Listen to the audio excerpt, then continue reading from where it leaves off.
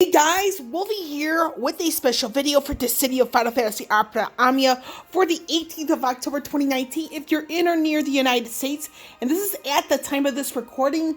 It's going to be posted tomorrow, the 19th of October, and this is for everywhere else. Again, that's at the time of this recording, but like I said, it's going to be posted tomorrow, and this is going to be a lengthy-ish video, and believe it or not, we're going to pull up the topic of this video. It's a fun one. It is none other than the EX Power Token Exchange, aka the EX Weapon Tokens. So, a little history here with Global and JP. JP had this like twice before it came back permanently the third time. On Global, this is the first one, which is equal to the time, around the same time frame in JP. With the available weapons to pick from with the tokens, it is for the protagonists from the 15 main Final Fantasy games, meaning that characters like Zack, because he's part of a prequel, he's excluded from this one. Sarah, she's not included because she's in the sequel. Then you have Lon and Rain, Ace, Ramza, those characters, alongside, I'm trying to think here, and Leo, Lon and Rain, Ramza, and Ace, those are all spin-offs, so they're also excluded from the list. In addition, Cecil and by him, he takes up 2 spots because although he's the protagonist from the first Final Fantasy IV game, he takes up 2 slots because Dark Knight Cecil and Paladin Cecil, same person, but 2 completely different skill sets. So, that's a little bit of a quick historical background here. I'm going to try to do this the best I can. And I have my cat here, Jackson. He says hi to everybody. He's probably going to be nagging me for attention throughout the recording of this particular video. So, before I make my pick, I do have my 10 tokens. And a little quick reminder, if you don't use your 10 tokens, you lose them for this particular instance. So, that's that. And then, like I said, before I get into who I pick, I'm going to go off on these one by one, because the decision is not the easiest to make on my end. Because there's some roles I already have, some roles I don't have. So, with that out of the way, like I said, this is one by one, and if you see a 1, I have it. Either MLB and Max or at all. So, anyway, so we're going to go off here with the first one, Warrior of Light from the first Final Fantasy. What this does, let me see if I can grab it real quickly. This is what it does. 2 hit range, brave attack, and HP attack. This has a HP recovery tied into it. Moderately increases speed, all that good stuff. It says here HP recovered in excess of max, added to bravery. So this is one of those, if somebody's at max, you get more bravery. It reduces the chances of being brave broken in the event there's no shiny shield or whatever. So with him, his role here primarily is that of a tank. And he's very, very, very good at what he does. Now for those who are planning on getting him with the tokens, this is an excellent choice, and this is especially so if you do not have his EX weapon already. The only downside to this, quote unquote, it's not really a downer, but something to keep in mind is that his EX does show up in Garland's character event as EX Plus. So that's the reason why I say this is because for those who are planning on pulling on Garland's banner, you might want to skip Warrior Light in this instance only, regardless if you have him or not. Now for me, personally, I actually got his EX weapon from the free multi back at around Anniversary, when Kate Sheik showed up. So this one right now, I am not going to pick him. But again, for everybody else, this is an excellent choice if you don't have him, and if you're planning on skipping Garland. So that's one thing that's pretty much the thing right there. So depends on if you're pulling for Garland or not. But for me, I'm not going after it because I already have it. Furion for Final Fantasy 2.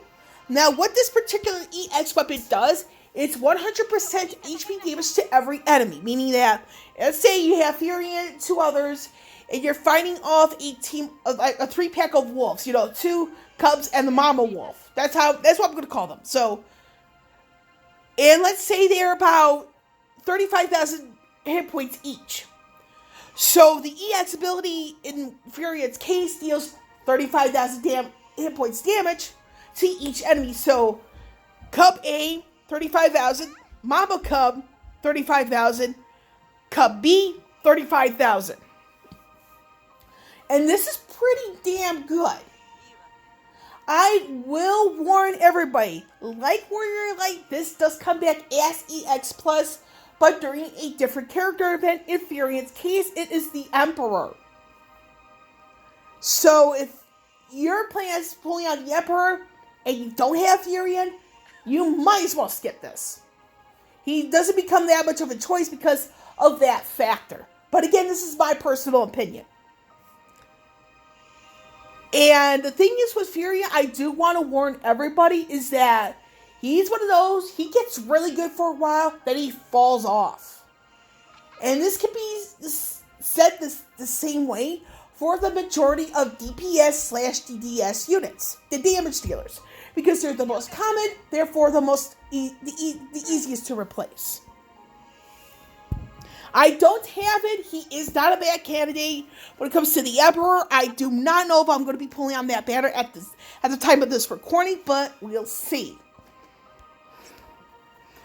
Onion Knight. The thing is with this particular EX ability for Onion Knight, it depends on the last ability you used before the EX ability. So if you used multi-hit last, the EX ability becomes Blade Torrent, which is 2 instances of HP attack. However, if you use Blizzard comboed last, Blade Torrent becomes Meteorite. Now the thing is with Onion Knight, he actually, this versatility makes him a sought after character in that regard, meaning that he could do melee ranged Eska damage. He can also do magic damage. That versatility makes him really good at what he does. With that being said, he kind of shares the same problem as Furion, in my personal opinion, because they get really good for a while, then they fall off as quicker than a bag of rocks. The thing that Onion Knight has over Furion is the recharge speed, meaning that you don't have to rely on his abilities as much as you would do with Furion. So that's something to keep in mind. I already have this. It took me quite a bit of resources to get it, to be in all honesty. Dark Knight Cecil. This is what it does where it really hit real quick. Blah. And the thing is to keep in mind with Dark Knight Cecil, he is one of the few characters on Global at this point who needs his EX weapon. The reason that is because without it, he'll run out of his abilities fast. With the EX, he restores 1 use of his first 2 abilities, Valiant Blow and Darkness. The thing is with Dark Knight Cecil to keep in mind is that he is tied to an element, in his case, dark. And the thing is, the biggest problem I have in that regard with Dark Knight Cecil being tied to an element is that there are enemies already absorbing that very element. And he is not used as much in most situations. So he does get an EX plus variant to this, but some people may feel it's too late. As to whether or not I'm going after it, I probably won't, but I really can't, say yes or no for this, but it's very highly doubtful. So that's that on that. Paladin Cecil. Waxing Crescent, that's the name of the weapon. The ability is Paladin Force. This is what it does. This is a holy element. So The thing is with him, if you think about Dark Knight Cecil and the dark element skill set he has, you think of Paladin Cecil of the opposite element, meaning holy. Now, like Dark Knight Cecil, even Golbez and some others, he is tied down to an element. This could be good in some situations, meaning that the enemy is weak against holy or has no issues with holy.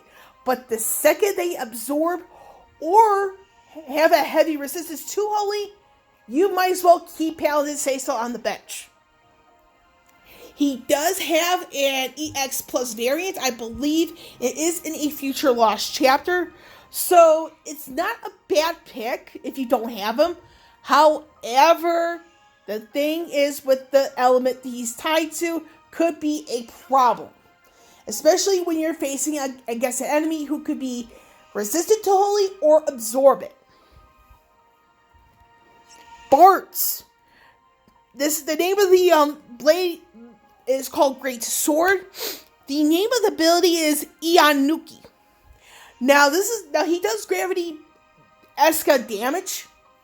And the fact that he's got a fast recharge speed and one of the fastest in globals up to this point makes him a solid choice because of the fact that you're not going to be reliant on your first two skills as much as some others. And that's pretty damn good for a character like Bartz. The issue that I have with Bartz is that, like Furion, like Onion Knight, and in some cases Paladin Cecil, he's a DDS DPS unit, and he will fall off meta pretty damn quick. Oddly enough, he gets a secondary rework, which could be more of a thing on JP and later on Global. And this one, like Furion, not a bad choice in my personal opinion. I probably will not get it, but I don't know just yet. Terra! The name of her weapon is Organix. The name of the ability is Riot Blade. So this is what happens here. Now, this is the one EX weapon that is among the most lacklustered because A, it's got a slow recast speed. B, in EX base form, doesn't do much worth a damn. And C, even with the eventual EX plus variant, she falls off the map really quick. I'm not going to sugarcoat it that way. So, this one I definitely will not recommend. And this pains me to say because I actually have it. The thing is with Terra, she does, in my opinion, let me rephrase it. Terra, in my personal opinion, will be one of those who will be needing a secondary rework in the future. Because even with 6 uses of skill 1, 6 uses of skill 2, it's honestly, it's just one of those, it's like, even with the right setup, she's probably going to burn through her first 2 skills in a hurry. And that's what the game is going to have to fix in regards to her secondary rework. So, yeah. This is the one weapon I will not recommend. And it pains me to say this again because I already have it. Cloud Force Stealer. That's the name of the weapon. Name of the ability is Meteor Rain. I actually have it, but not MLB and maxed out. So, there you have it on that one. So, this is a 6-hit group range brave and HP attack. This is a proportionate HP damage. Self-4 turns of Mako. Here's the thing with Cloud and the timing of this particular EX weapon exchange. This is a bit of, some people can consider this very bad timing because of the fact that he is not far along from getting his 70-70 Awakening. And when he gets his 70-70 Awakening, he's one of the very first to get his EX with the EX plus variant. And it is because of this is something that's a bit of a 50-50 for some of us, regardless if we have it or not.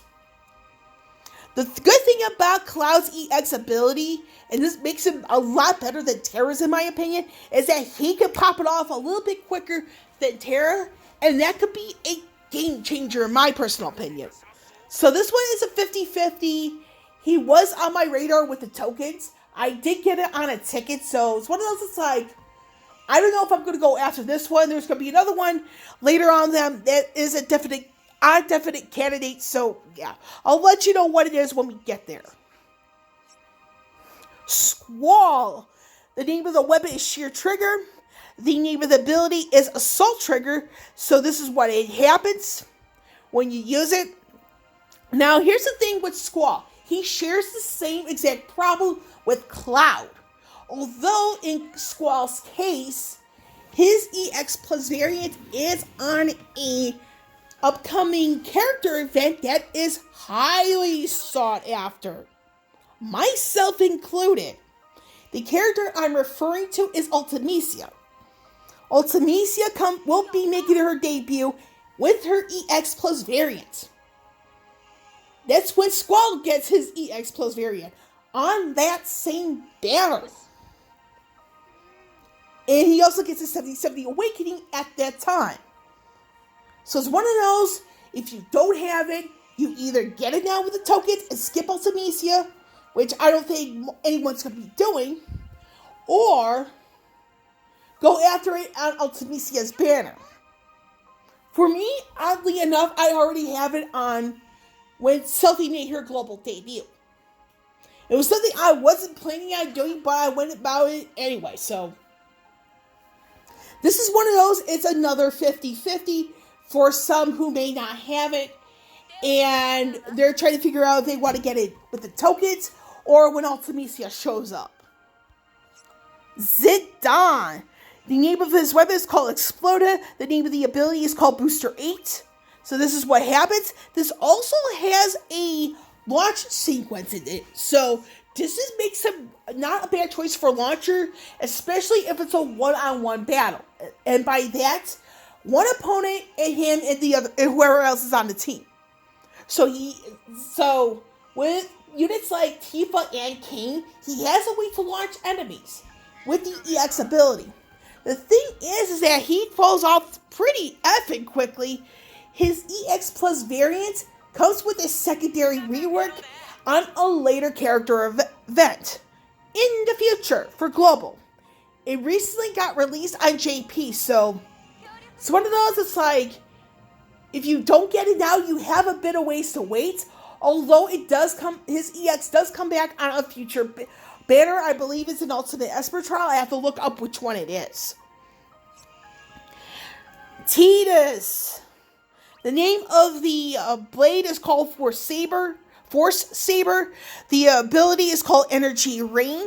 This is one of those, it's kind of like the same thing with Furion. The same 3 wolves, 35,000 hit points each. That's the type of damage that Tidus will deal to each opponent.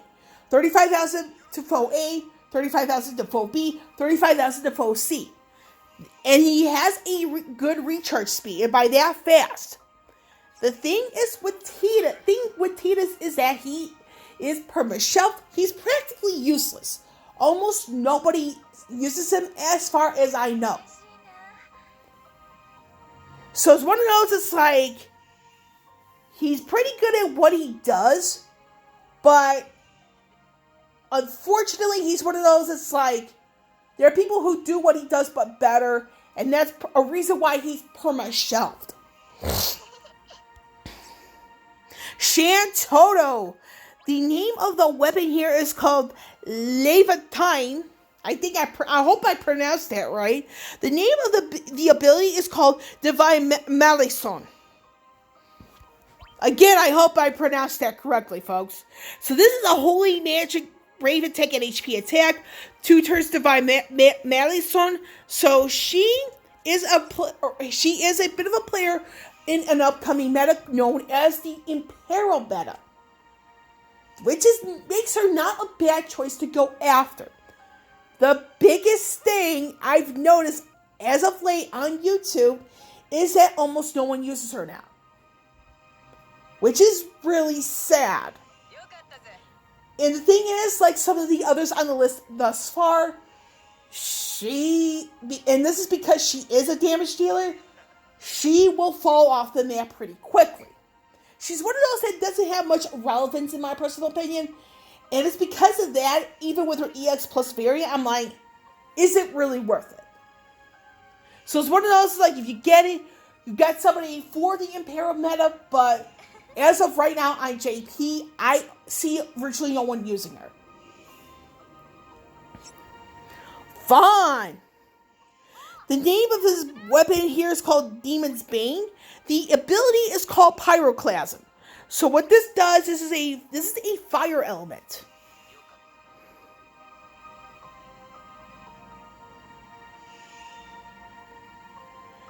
And the thing is with this particular ability, it's got a decent recast speed, so it helps him in regards to, you look at his first two skills. Let me grab this real quick. It's called Red Spire or White Whirl. So if you use that beforehand, because Pyroclasm Plus, it's really good because it conserves those ability uses. The thing is with Vaughn, again, with that plus, even with the plus variant, you don't really see much use of him in sense of YouTube coverage. Plus, he has the same exact problem with Furion and Bart and Onion Knight. They get really good, but they drop off fast. And it's the whole thing with DPS, DDS units. They just fall off. They don't become relevant anymore. And it's because, once again, they're the most common, easiest of the group to replace. Lightning, or should I say Claire?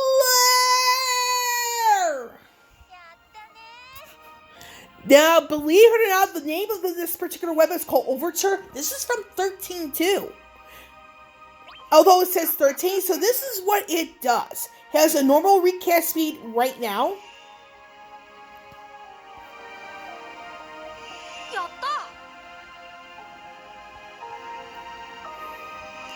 So, the beautiful thing about this weapon for lightning, it has the best bag of tricks for a damage dealer. Meaning that it has a little bit turn delay that actually complements other units that are whose primary role are not damage dealers. This actually complements that.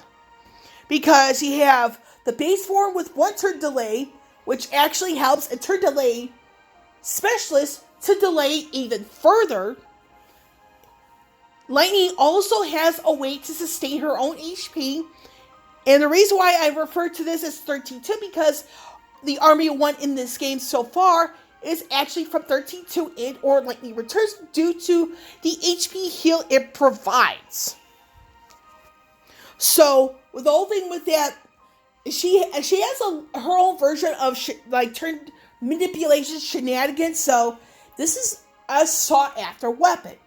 Now, for some people who are not going after her for whatever reason, her 70-70 Awakening, she is among the very last to get it. She gets it close to the around a similar.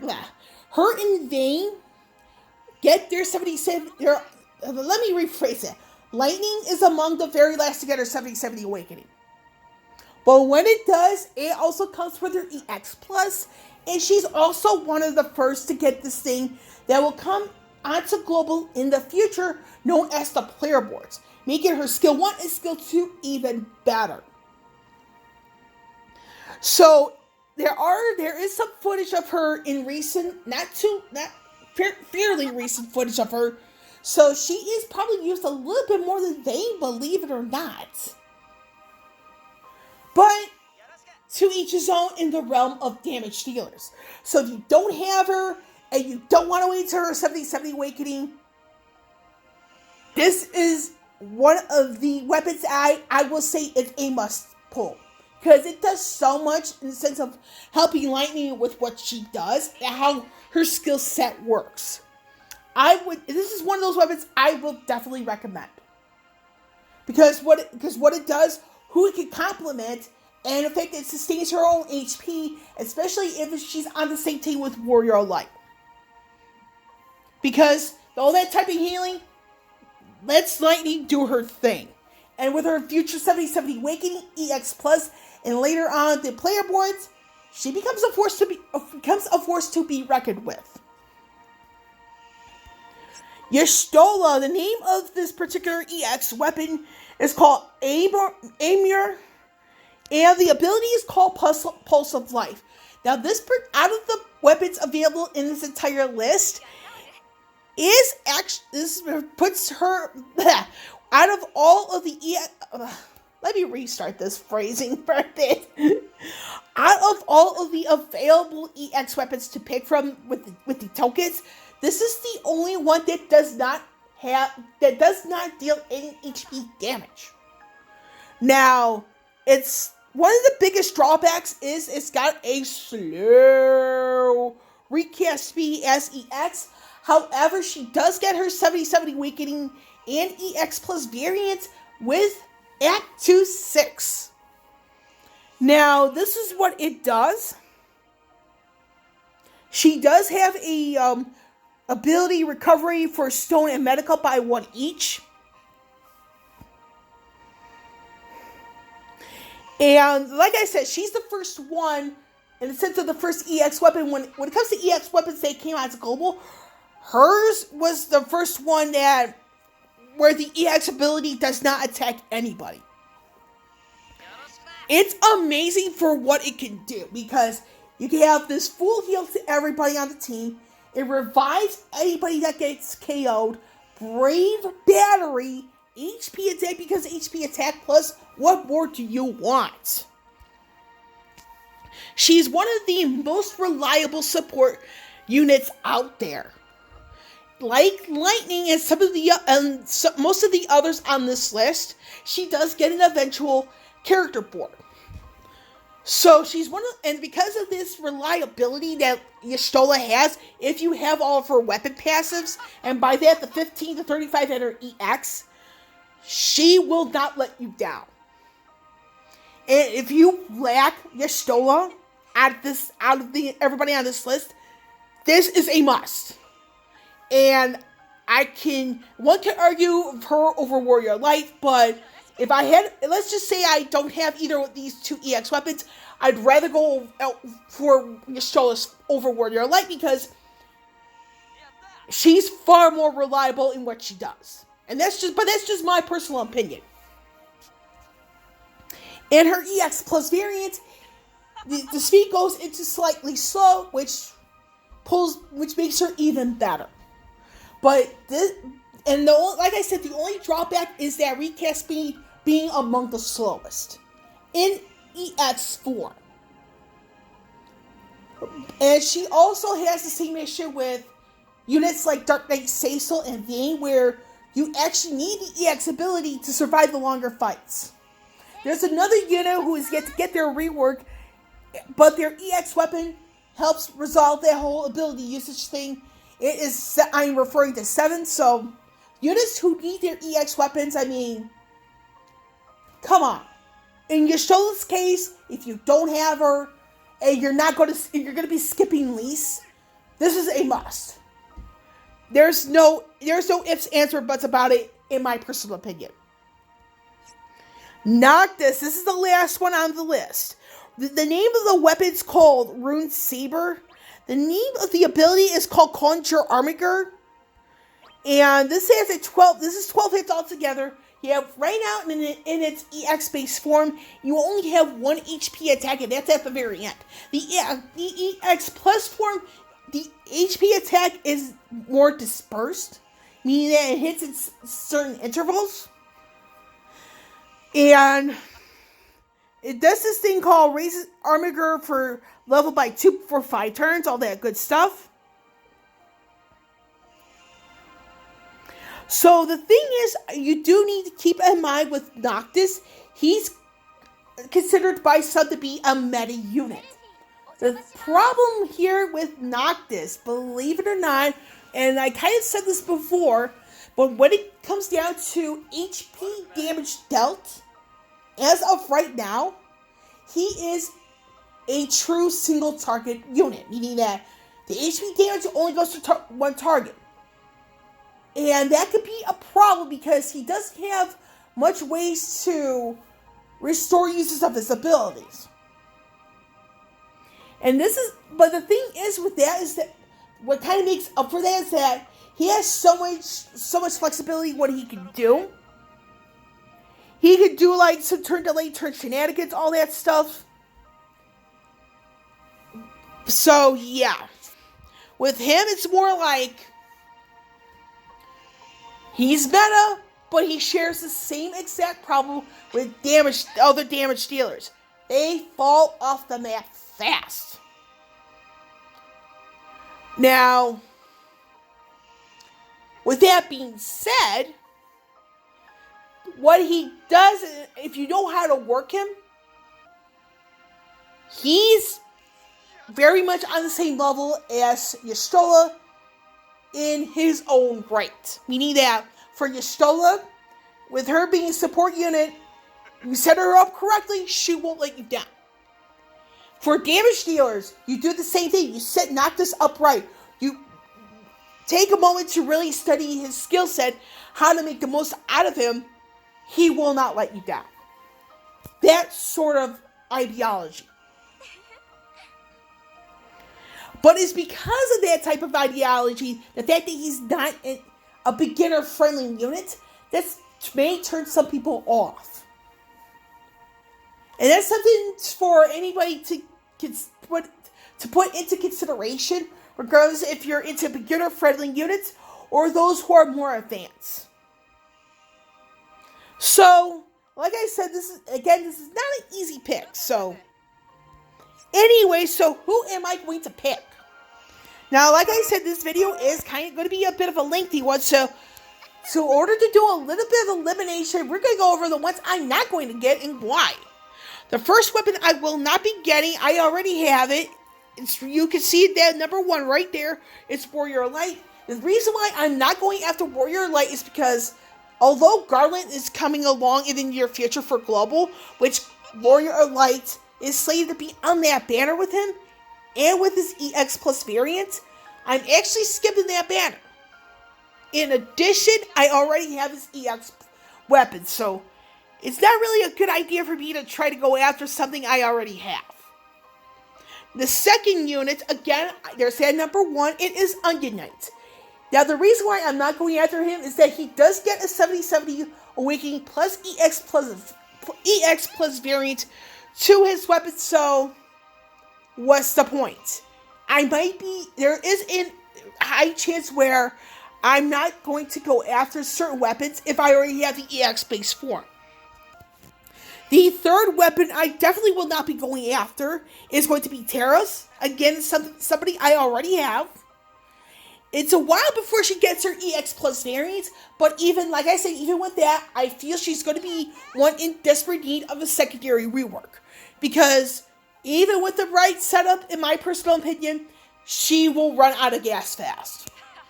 And unless you have her EX weapon, it's like, I don't even recommend bringing her anywhere. Unless the fight is super short. The next weapon I will be skipping, and it's a bit of a hard decision right here, is actually going to be Squall. Now, the reason why I am skipping this is that I already have it, and I'm going to be pulling out Ultimecia's banner for Ultimecia's kit. I personally will not be surprised if I land other copies of Squall's EX weapon along the way. So that's the only reason why I'm not going after it. Now, another weapon I will not be going after is going to be Zidane's, and it's mainly because his EX Plus variant does not come up for a very long time. He also gets a secondary rework, so that's one of those things. It's like, okay, you have to know what you're planning here. Now, another EX weapon I definitely will not be getting is Tidus, and the thing is, Tidus that I forgot to mention earlier, but I kind of left it out on purpose. His EX Weapon Plus variant actually came during Fang's Lost Chapter on JP. Now, with Global, they're going to have a very interesting decision around that time. Is when will we see Tidus with his EX Plus variant and his 70/70 Awakening? because you have Ultimate Leviathan that's slated to come either the end of November or early December. So it's one of those, and even then, he's very much purpose shelved. And one of those who some may feel needs a secondary rework. Now, another weapon I will not be getting for sure, and if you guys haven't noticed by now, I'm going off the weapons which I will not be getting. The ones I'm skipping first are those I already have. So, with Lightning, I'm not getting hers. And that's mainly because her EX Plus variant does not come up for some time. We may not see it on Global for 7 months. We have a bit of time on that. So what's the point of me holding on to something for that long?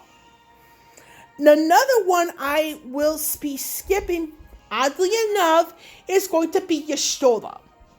Now, the whole thing with Lee's coming up in Act 2-6, it's when she gets her 70/70 Awakening and EX Plus variant. So if I may be going after Lee's, and if I do get copies of Y'shtola's EX along the way, then so be it.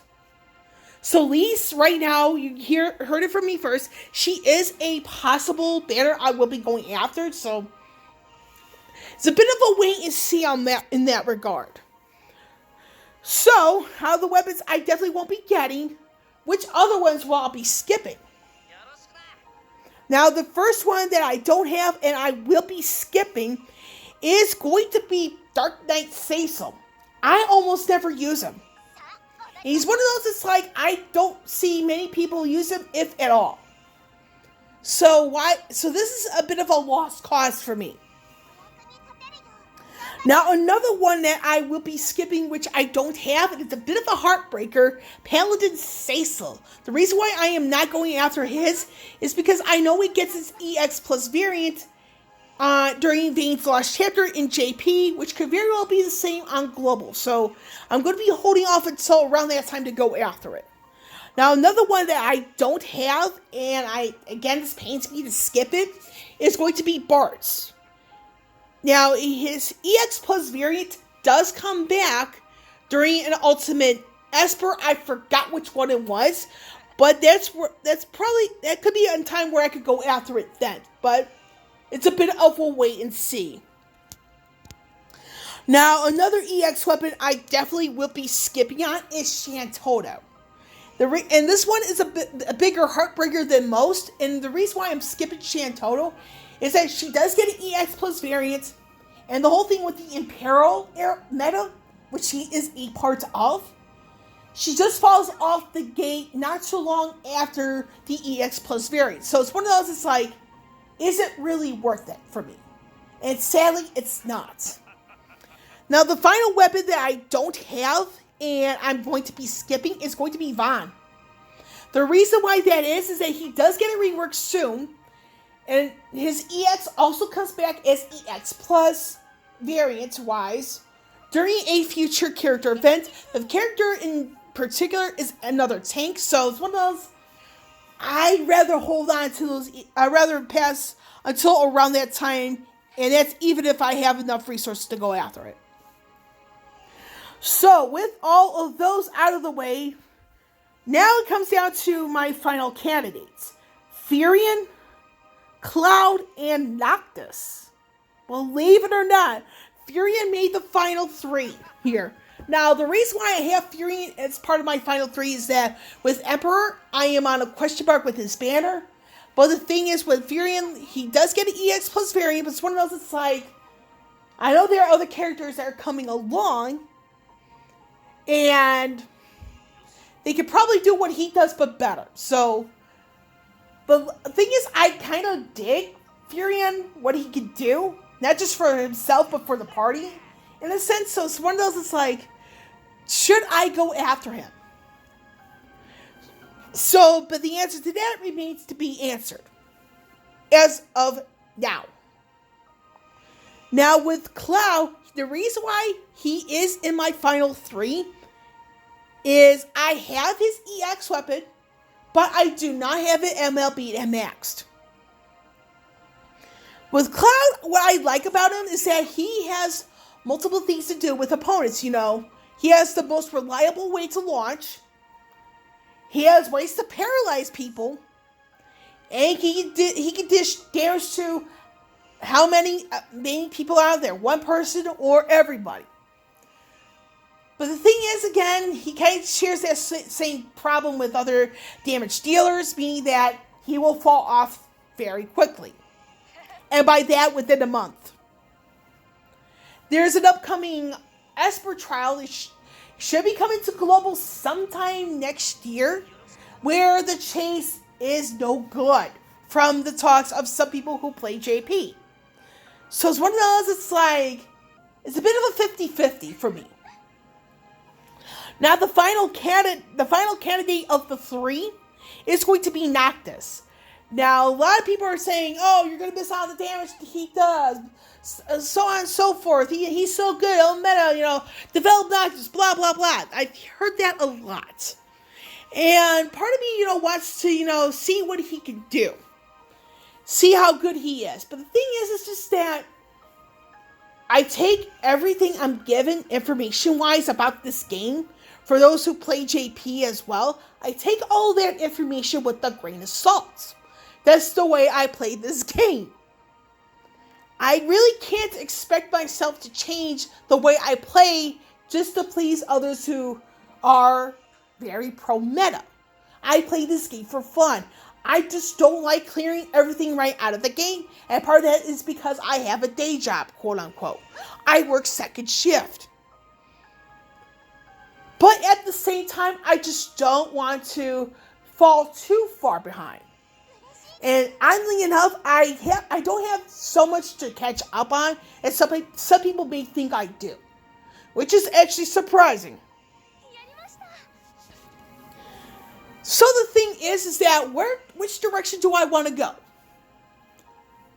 And the thing is, you kind of know it's on my list with those roles I have for those specific characters, meaning that for Warrior Light here, I have the tank role situated, meaning that I have everything for him. I also have everything that I could for Celeste, that's my magic tank. So I have the magic tank pretty well situated for the time being. Now the role of support, I have Yashola ready to go. So that's the whole thing where it's like, you have to know your roles in the sense of, who do you have? Out of those that you do have, are they MLB to max? Who do you still need? And for me, I need a bit of someone who could do some stuff with turn manipulation. That's the biggest role I am lacking right now. So because I lack the role of turn manipulation, turn shenanigans, I am picking Noctis. Now the thing is, the reason why I'm going after Noctis, like I said, I do have some turn delay, turn manipulation with Cecil and Quistis, but neither of them can deal the damage that I want them to deal. So, and I'd rather have somebody who can help me with turn manipulation, turn shenanigans, and I know Noctis is super reliable in that role. So for that reason, and that reason alone, and outweighs the stuff I've said about him, I'm going after Noctis. And the thing is with Noctis, I've done co-ops with him. He's really excellent at what he does. And that is something I cannot overlook. So like I said, this is a long-ish video. And for the other weapons that I wound up skipping on, some of them I may go after in the future. It's a bit of a wait and see because I may still be playing the game when it comes around again. Maybe not. I don't know. But like I said, I went after Noctis, and I'm happy I did because I like the whole turn manipulation, turn shenanigans thing, which complements the turn delay. And that's something I really enjoy doing. And Noctis, the thing is, like, he will help me catch up on certain things if I need to catch up on some stuff. And I just like to have fun with this game. I just like to take my time, do a little stroll sort of thing with the game. So that's that on that, and I will end this video. So with Wolvie here signing off, I will catch you all on the flip side.